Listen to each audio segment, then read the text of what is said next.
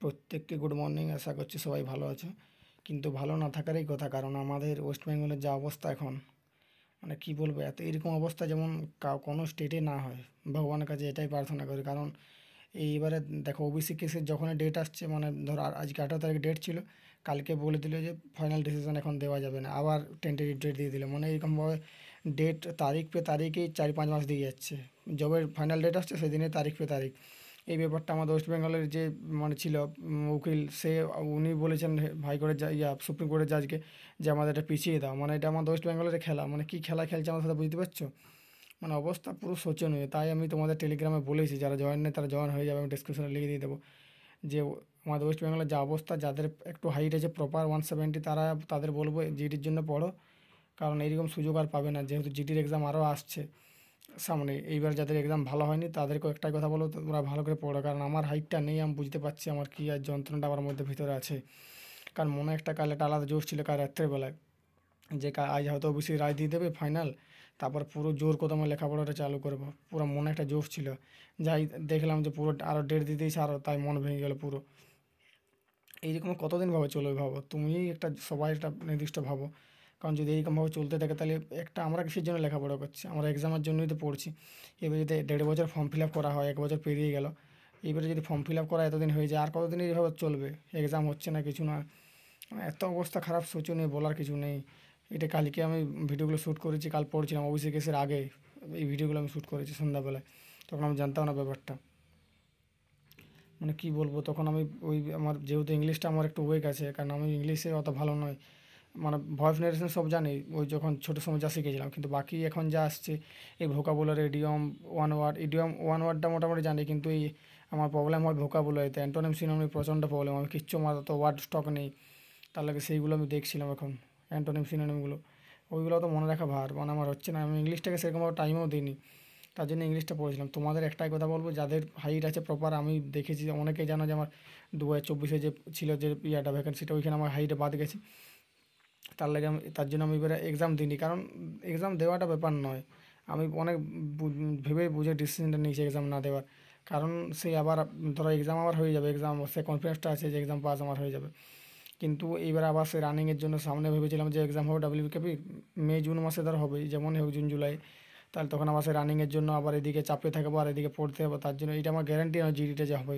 কারণ হাইটে 0.3-র জন্য কেটেছে, আর আমার তো অনেক কম আছে, আমার 168.7 করেছিল ওরা।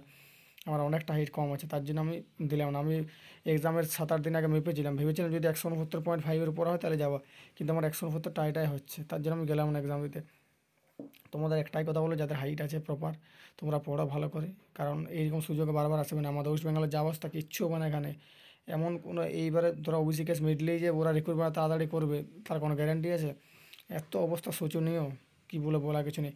আর যারা টেলিগ্রাম চ্যানেল বা হোয়াটসঅ্যাপ চ্যানেল এখন জয়েন হয়নি, তোমরা জয়েন হয়ে যাও, সেখানে সব পিডিএফগুলো সব দেওয়া আছে, সেগুলো পড়তে থাকো। এসএসসিজিডির প্রিভিয়াস ইয়ার সব দেওয়া আছে বেঙ্গলি ভার্সন। আর হোয়াটসঅ্যাপ চ্যানেলে যারা ভাবছো শুধু টেলিগ্রামে জয়েন যারা হয়ে আছো, তারা একবার হোয়াটসঅ্যাপ চ্যানেলে গিয়ে দেখে আসো যে কী দেওয়া আছে না দেওয়া আছে।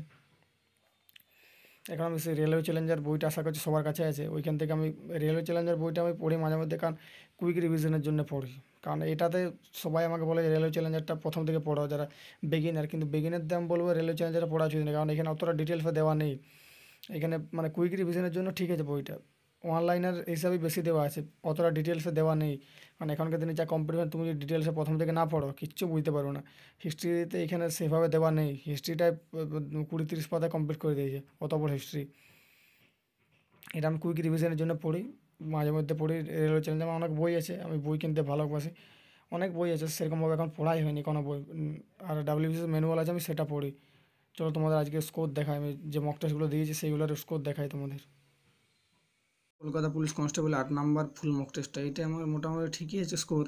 কিন্তু এটা আমি ইজিগুলো অনেক ভুল করেছি। আমি প্রথমে অ্যাটেম্প করেছিলাম 48টা, তারপরে আরও দুটো বলে এই দুটো আর বাকি রেখে কী হবে, এই দুটো করে দিই।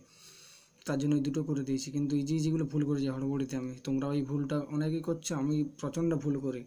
কারণ যেটা মনে হয় তার উল্টোটা অ্যান্সার হয় সবসময়। মানে আজকে যেমন আমাকে একজন মেসেজ করছিলো, দাদা আমার হিন্দিতে ওর এক্সাম ছিল, মানে মক টেস্টে আমি স্ক্রিনশট দিলে 110-1200 বার আসছিলো, মানে 110 বার আসছিলো। কিন্তু ও কী করেছে, ও বলছে আমার হিন্দিতে টাইম হয়নি, বলছে 3টা হিন্দি করেছে, তারপর টাইম চলে গেছে।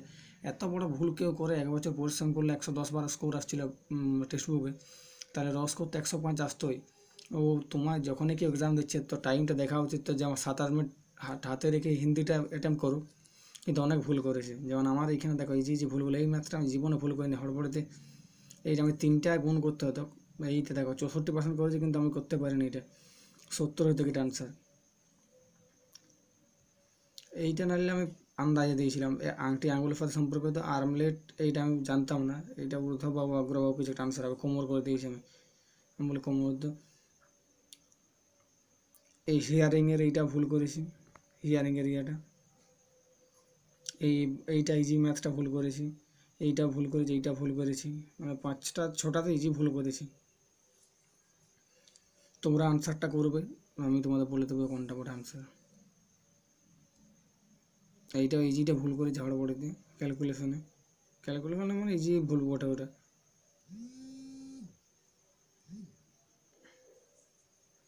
তোমরা যারা পারবে এটা জানাবে আমাকে, এই বেদারা যুদ্ধ এইগুলো আনসারটা তোমরা জানাবে, আমি তোমাদের বলে দেবো কোনটা আনসার হচ্ছে। আর যাদের টেক্সট বুক নেই নিতে পারো, এখান থেকে আমার ধরো 8 নম্বর মক টেস্টে চলছে, আর ফুল মক টেস্ট আমার প্রায় 16-17টা দেওয়া হয়ে গেছে, বেশি হবে বরং।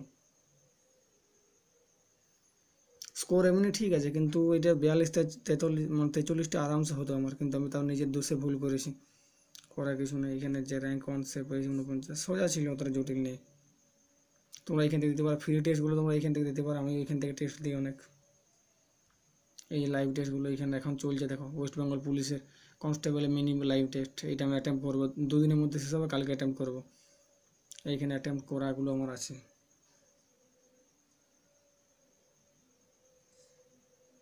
তোমরা এখান থেকে টেক্সট বুক নিতে পারো, এখানে ফ্রি লাইভ কুইজ পেয়ে যাবে, ফ্রি প্র্যাকটিস সেট। যারা এসএসসিটি দেবে এখানে সব ফ্রি পেয়ে যাবে, এবার ফ্রি প্রফিট লসের, অ্যারিথমেটিকের অল ফ্রি পেয়ে যাবে, সব ফ্রি এখানে। যত যা দেখতে পাচ্ছ সব ফ্রি, সব প্রিভিয়াস ইয়ার কোশ্চেন এখানে ফ্রি দেওয়া আছে।